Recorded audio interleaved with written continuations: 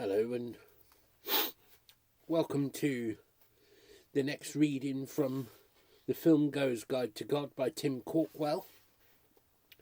Today we're looking at oppression, the subject oppression, and the films mentioned will be A Man Escaped, The Army in the Shadows, and Rome Open City. And this is, I don't know how long this could be. I think it's about 13 pages more or less. So fairly long one, but should be okay. So the subject is oppression, and from Isaac Watts's hymn "Jesus Shall Reign Where'er the Sun," the prisoner leaps to loose his chains. There is no crueler product of human disorder than war. The solitary individuals described in the previous chapter struggle against the walls they erect around themselves.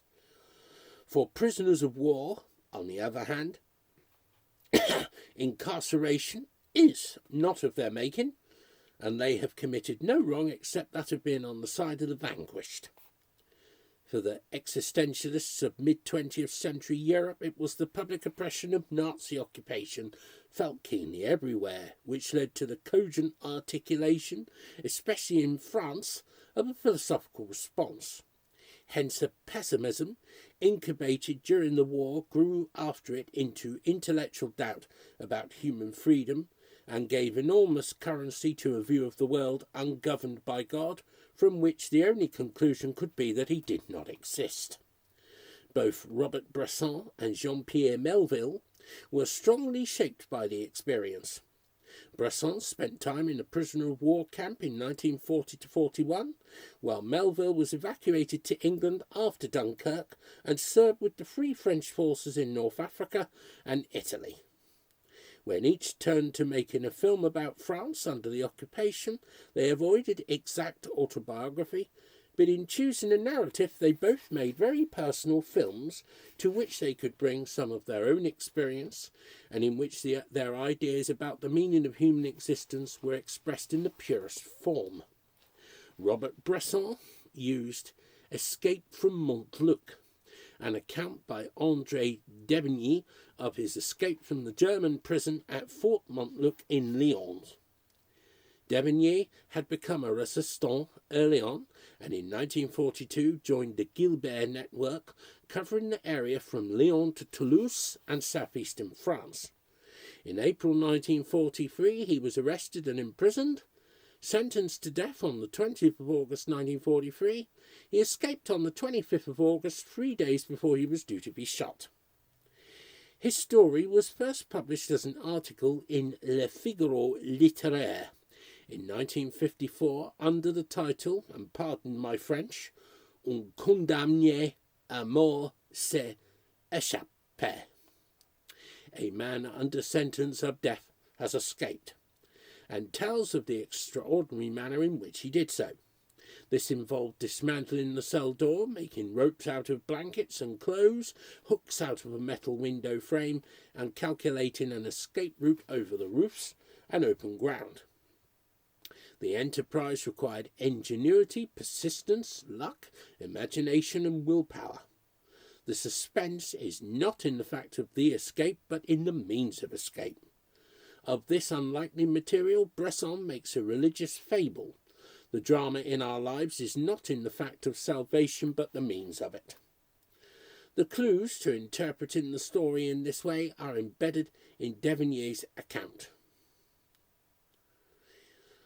For he writes, I think it's Devine actually, I'm not sure, for he writes it as a religious story.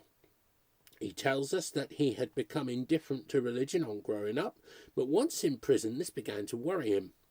Two relationships became particularly important to him. The first was with the man in the next-door cell, Jean Tet, who, when first encountered, is afflicted with despair and contemplating suicide, and whom Devigny rouses from apathy to a point where he is resurrected as a person. The second is with Roland Dupuis, a Swiss Protestant minister to whom Devine turns for spiritual guidance. It is from Desprez that he receives a copy of Luke 11. Ask, and it shall be given unto you. Seek, and ye shall find. Knock, and it shall be opened unto you. In a remarkable passage, he reflects intensely on how the experience of prison brought him face to face with what his life should be, how prayer ceased to be mechanical, how his faith was so sincere that the Almighty could not remain insensible to my appeal, how he had made his peace with God, how he was put through such agony that I have often wondered whether he was, in fact, on my side, that he wanted to die facing the enemy, that he never lost heart or surrendered.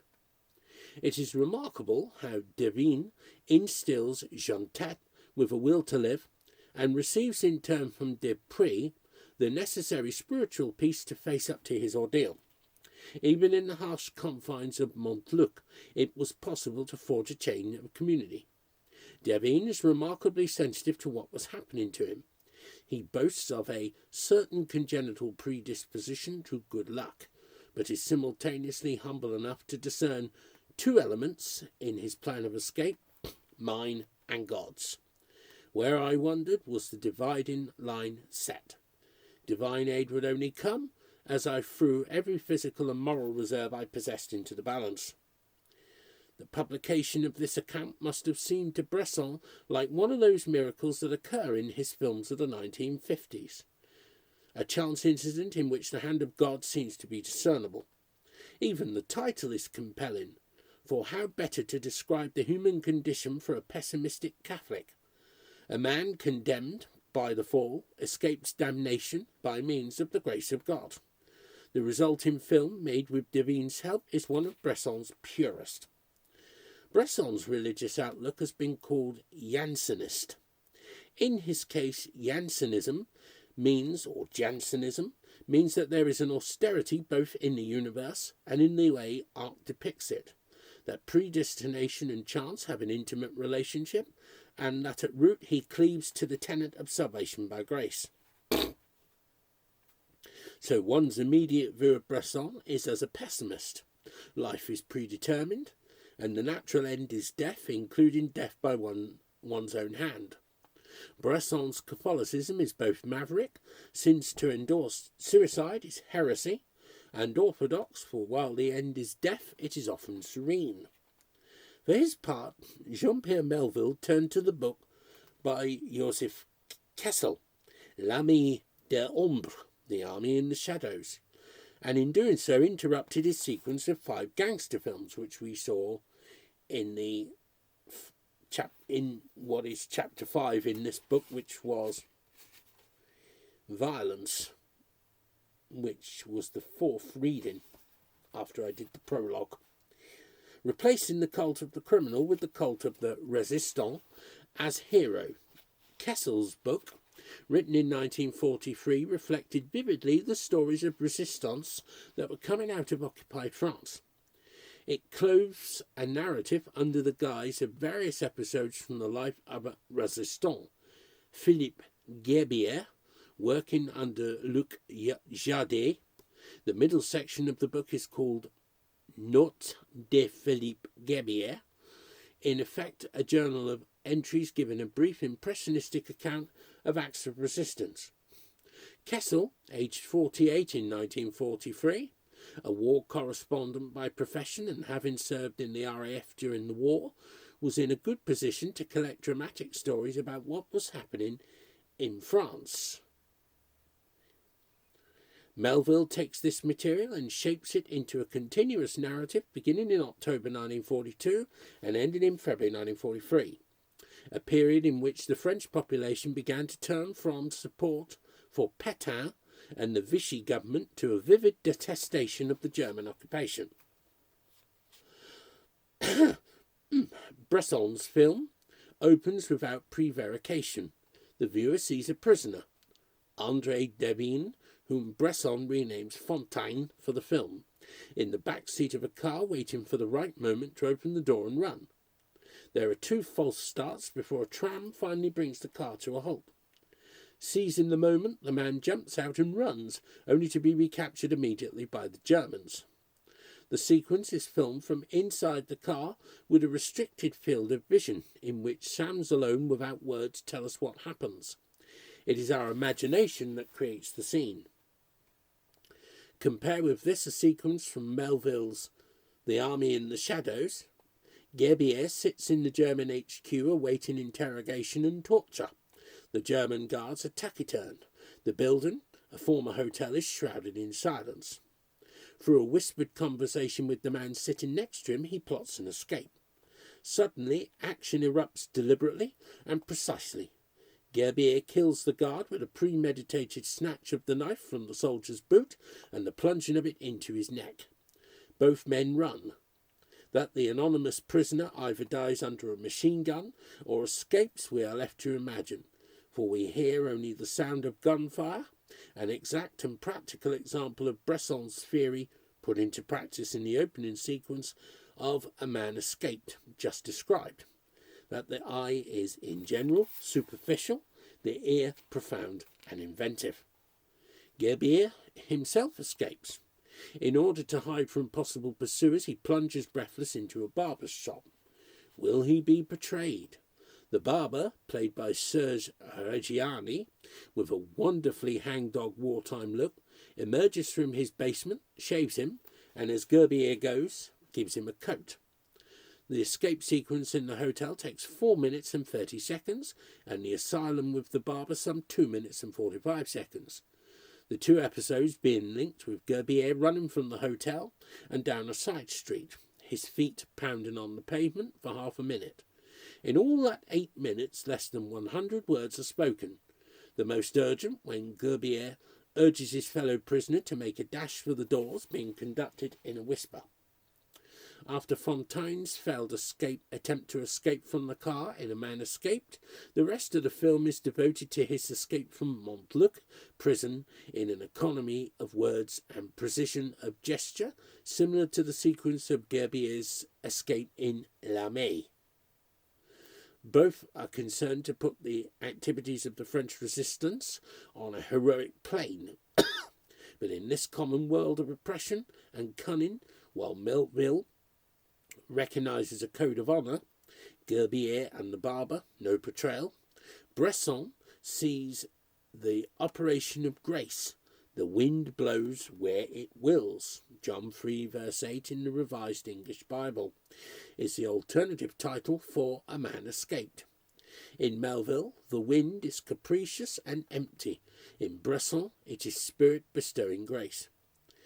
Melville is rooted in the 20th century, the world of gangsters, brutality and meaninglessness. Bresson, both in the 20th century and outside it.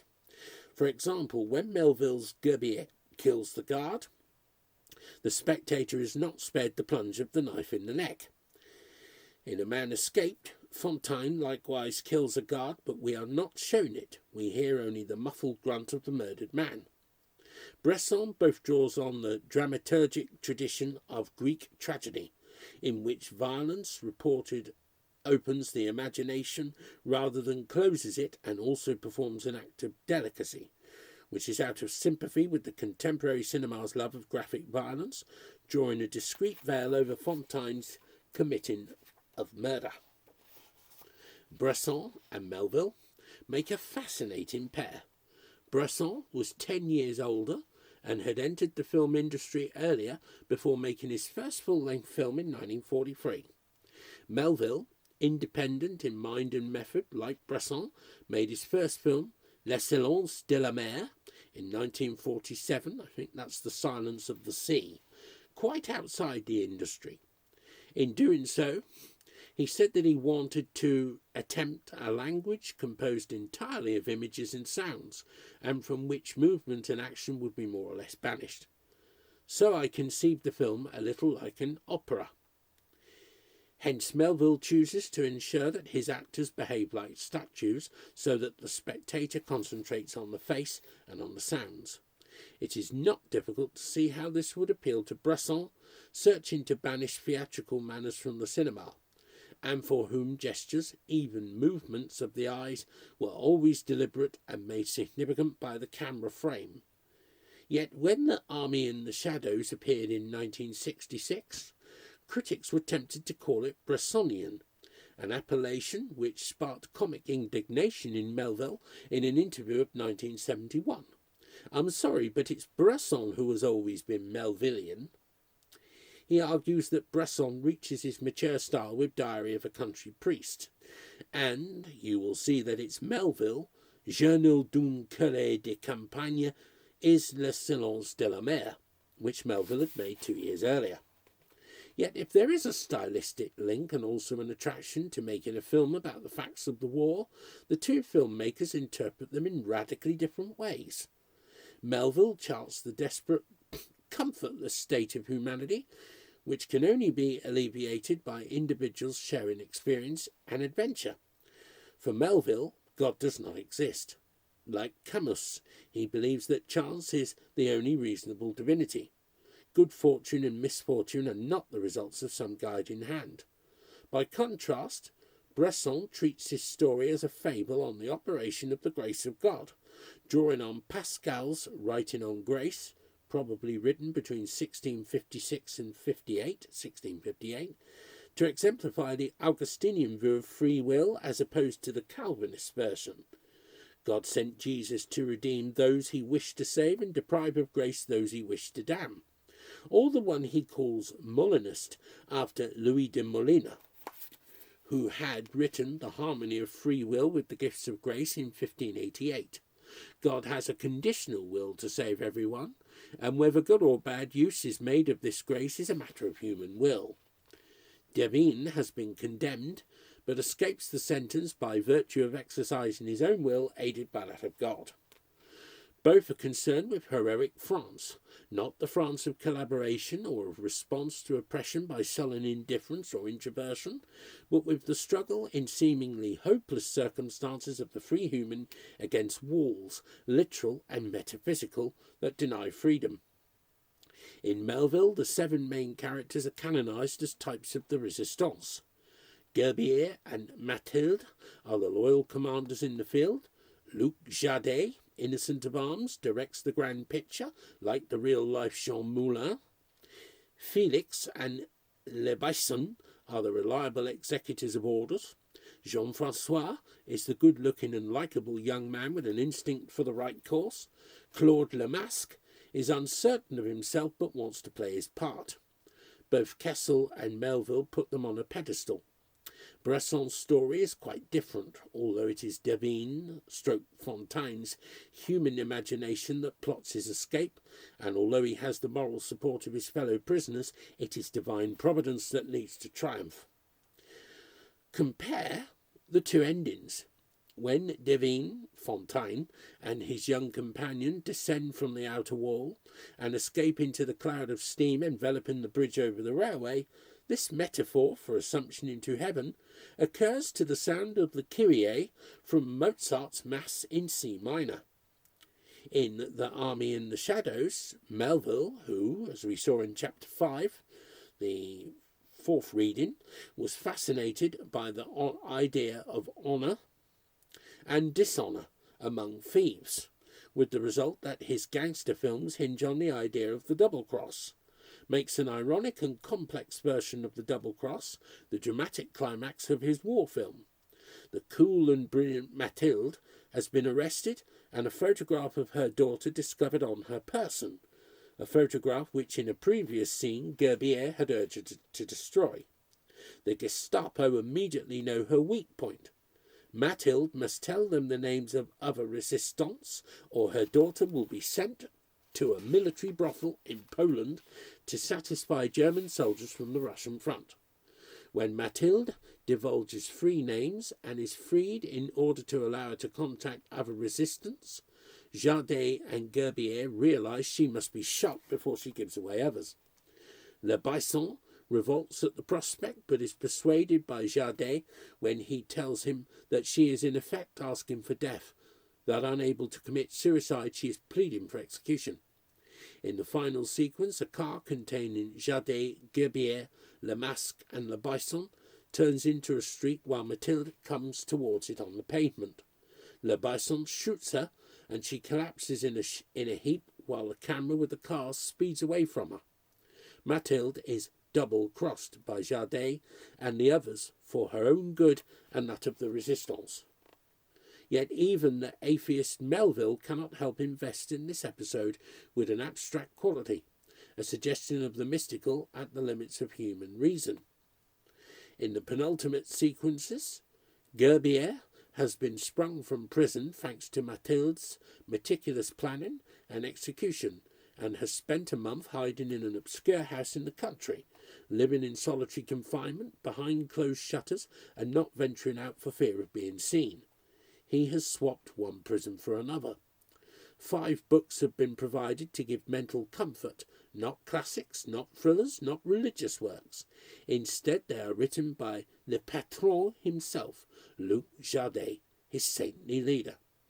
They are works of mathematics and of logic, the 5th being presented to the viewer as the cornerstone, Transfini et Continu, untranslatable metaphysics, almost mystical works of abstract thought.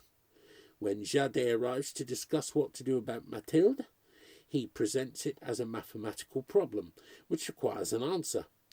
Le Bison's rebellion against the mathematical solution is based on moral considerations, an inarticulate expression of compassion, which Jardin sets aside by stating that Mathilde is asking for the mathematical solution, which is her own death.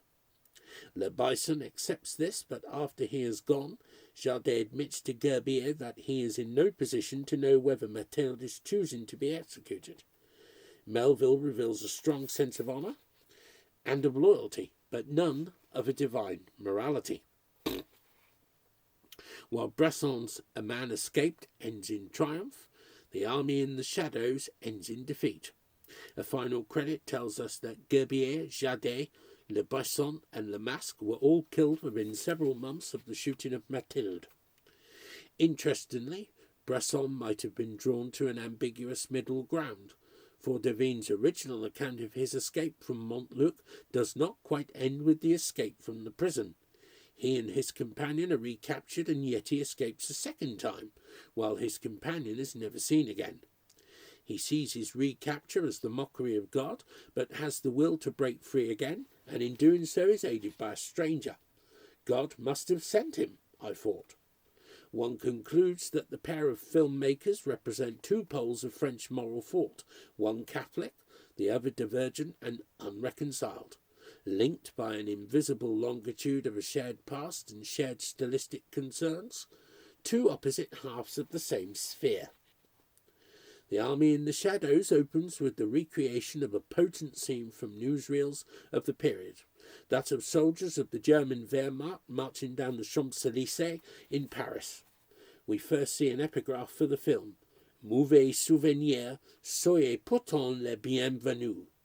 Vous êtes ma jeunesse lointaine. Troubled memories, yet welcome all the same. You are my distant youth.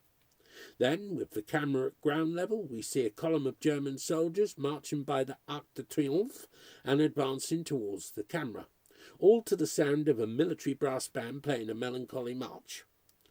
Melville recreates this bitter memory of the Germans flaunting their naked military might in the faces of the occupied, and does so with style.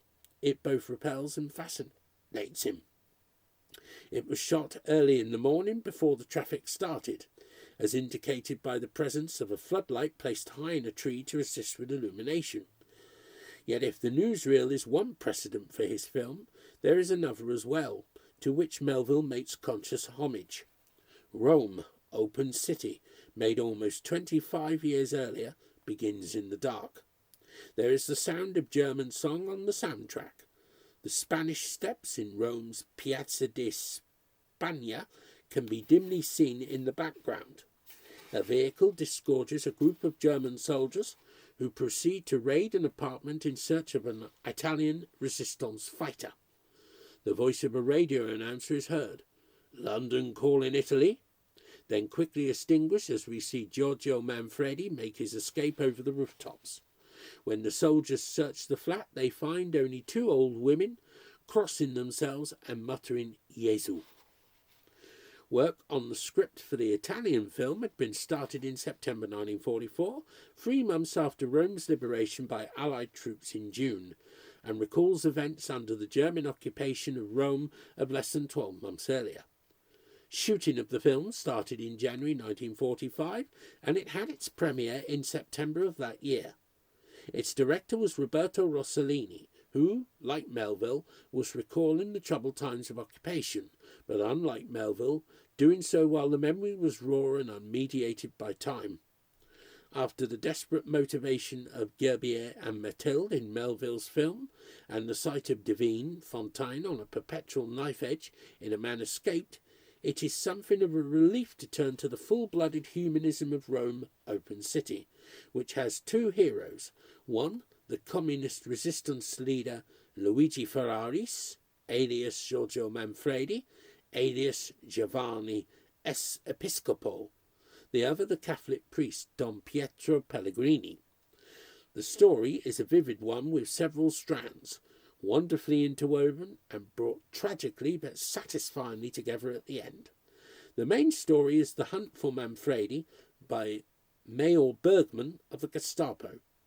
A dark strand is provided by the liaison between Manfredi and Marina, a nightclub performer who has sold her soul to the Germans in return for smart clothes and for drugs. Her collaboration is an addiction. Marina is in love with Manfredi, who realizes he must break with her, but does not do so in time to escape her betrayal of him. The third story is of the love between Francesco, working as an underground printer, and Pina, a widow with a young son, Marcello. The film begins with their wedding day in the offing, but the marriage is not to be. A roundup of the block of flats in which Pina lives leads to the arrest of Francesco. Pina, distraught at the sight, breaks free from the German soldiers and runs after the lorry taking Francesco away. In a celebrated action sequence, we watch her being shot in the street, the camera's distance from the event matching our helplessness before it, which also cast its spell on Melville in the way he shoots the death of Mathilde. In a dramatic twist to this story, Francesco is freed from his captors in an ambush of the lorries by partisans. Later in the film, he avoids arrest by the Gestapo by sheer chance, and at the end, beyond the life of the film, we assume that Pina's boy, Marcello, with whom Francesco has formed a bond, will be looked after by him. At the centre of this action is Don Pietro, the parish priest of the Church of St. Elena in the working-class district of Rome called Praenestino. We find in the characters of the film the range of response to the occupiers. Manfredi's undiluted resistance, the cowardice of a deserter at the prospect of being tortured, the full-blooded collaboration of the Italian chief of police, the unthinking fraternization with the enemy by Loretta, Pena's sister, who is described by Pena as stupid, the dark collaboration of Marina that suppresses her conscience and leads, as it led Judas, to the act of betrayal. Marina is drawn with some complexity for she loves Manfredi without understanding the danger of his situation. Her physical fatigue and degradation is a moral one as well, so that she seems to sleepwalk into giving him away. The other person in which Rossellini and his scriptwriters invest a similar complexity is that of Don Pietro, but in the opposite direction to Marina. His religion sharpens his sense of moral duty. He therefore does what he can for the resistance in a non-violent way. He carries messages. He forges passports and he uses his church as a cover for clandestine activity. In practice, he conspires with the necessary violence against the occupier, arguing that he only does this out of love for people in need. To take part is, as he says to Mayor Bergman, the practice of charity. This work is an extension of his ordinary priestly role. For example, trying to convince Pina about the presence of God during the occupation, she asks, "Doesn't Christ see us?" To which he replies that we have so much to be pardoned for, and all we can do is to pray and forgive others. and Carmen, the deserter he shares a cell with after his arrest. Be calm, try to pray. The celebrated sequence of Pina's death is concluded with a shot of Don Pietro cradling the dead victim in his arms in a modern-day version of the Pietà. Amidst so much suffering, he is the fount of compassion. Above all, the key relationship of the film is that between Manfredi and Don Pietro. Manfredi is a communist, arrested in 1928 for conspiring against the state and condemned to 12 years in prison. Having escaped, he rises to membership of the Committee for National Liberation. When this hardline resistor first meets Don Pietro, he sets aside any antipathy in favour of forging the necessary links at the human level. Don Pietro is no different, for when Bergman demands why he should consort with an atheist, he responds that both of them fight for justice and freedom, for the ways of the Lord are infinite. This conception of God is of one who can make sense of conflicting human activity. The final sequences of the film bring this relationship into complete focus. After his arrest, Manfredi is tortured to make him divulge his resistance contacts, but both afraid and calm, he says nothing. The clarity of his hatred giving him the strength not to betray. Bergman forces Don Pietro to watch, and at the close of the scene blurts at him, "Satisfied with your Christian charity?" He then lifts Manfredi's face up for Don Pietro and us to see. It is ravished with blood and the marks of torture. Bergman pronounces him "your brother in Christ," as Pilate had pronounced "Ecce homo," behold, the man in John 19 verse 5. Manfredi is dead and Don Pietro says, "It is finished," Jesus' last words on the cross in John 19 verse 30. During Manfredi's torture, his arms are pinned to the wall above his head like the crucified Jesus, and it has been suggested that Rossellini has in mind a painting of the crucifixion by Renato Gattuso of 1941, in which the three crosses on Calvary are surrounded by distraught women and indifferent men, all naked, while in the foreground are the instruments of the Passion: knife, nails, vinegar. The presence of horses suggests the influence of Picasso's Guernica of 1937 on Gattuso, and both paintings order the horror of war in an expressive new way. In echoing the painting, Rossellini uses the chief tool of cinema, the supposedly objective camera, to order and direct in a similarly expressive way how the viewer should interpret the banal facts of suffering. For the final sequence, he resorts to the prosaic. Don Pietro is taken to some open ground at the Forte Bravetta, tied in a chair and shot by firing squad. To the priest accompanying him he comments, "It is easy to die, the difficulty is to live decently."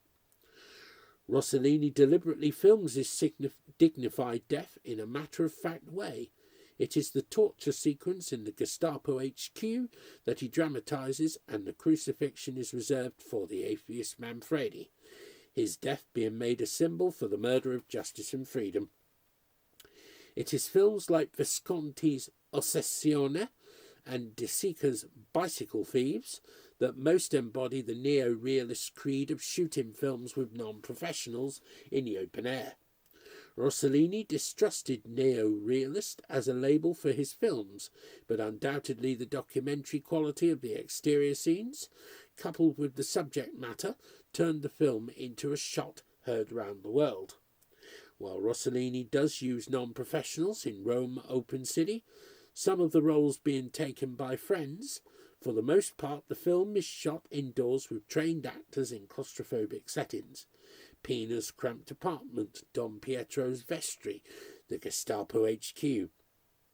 Some of its resonance as a work of art is the way it draws on Puccini's Tosca, 1896 to 1899, the Italian opera mixing verissimo with the heightened dramatic means that belongs to music. Notably, Tosca, like Rome Open City, grounds its melodrama in the actual, the church of Sant'Andrea della Valle, the Palazzo Farnese, the Castel Sant'Angelo church. police headquarters, prison. In Act 2 of Tosca, Scarpia, the chief of police, tortures Cavaradossi before Tosca's eyes in order to persuade her to divulge the whereabouts of the escaped political prisoner Angelotti. Initially, we hear Cavaradossi's cries as his head suffers under the pressure of a circlet of iron. He is then brought before Tosca and the audience, bloodied but still defiant. Rome, open city, uses the same dramatic tension. Scarpia, Bergman, tortures Cavaradossi, Manfredi, to extract information on the whereabouts of resistance fighters. Like Tosca, Don Pietro is forced to act as witness. There is a bitterness about this sequence that comes from the harrowing rawness of the memory, but nods to Puccini even as it draws on the goings-on in the Gestapo HQ in the Via Tasso, right up until the moment of liberation only a few months previous to its making. There is urgency among all involved to show Italians and the whole world what had happened behind closed doors, and to use the graphicness of cinema to ram the reality home. The deserter, arrested with Manfredi and Don Pietro, hangs himself in his cell. Rossellini implies that it is an act of cowardice, a denial of the purpose of life, which should be the courageous pursuit of justice and freedom, even if it ends with death, for death is transformed into redemptive sacrifice. Rossellini makes the point with an extraordinary dexterity. With Pina's death fresh in our minds, he shows a van being driven to a restaurant and 2 live sheep being taken in. Next, Manfredi, Francesco and Marina meet. The proprietor brings Manfredi the news that his colleague Mazzetti has been arrested. We hear a shot, the 3 go to a window, and we look onto a courtyard where the 2 sheep are being slaughtered. Marina mutters, "Poor beasts." The iconography is exactly that of Francesco de Zurbaran's painting The Bound Lamb, depicting a lamb tied by the feet and lying on a stone slab. He was oppressed and he was afflicted, yet he opened not his mouth. He is brought as a lamb to the slaughter, and as a sheep before her shearers is dumb. Isaiah 53 verses 7 and 8. The bound lamb is Christ, the innocent atonement for sin. The glimpsed death of the sheep in the restaurant tells us that Mazzetti is another innocent victim, echoing the death of Pina and foreshadowing those of Manfredi, who similarly opened not his mouth, and of Don Pietro, tied unresistingly to the chair in which he is shot. And next week, God willing, we will look at that subject, pietà. I don't know what it means, but the films mentioned, I will be doing 2 chapters next week. The films mentioned in the subject pietà are Mouth Agape, Mother and Son, and the Nantes Triptych, and I'll also be dealing with the subject of crucifixion, which is just one film, The Passion of Joan of Arc. So, until next week, God willing, as always, may the Lord bless you all. Amen.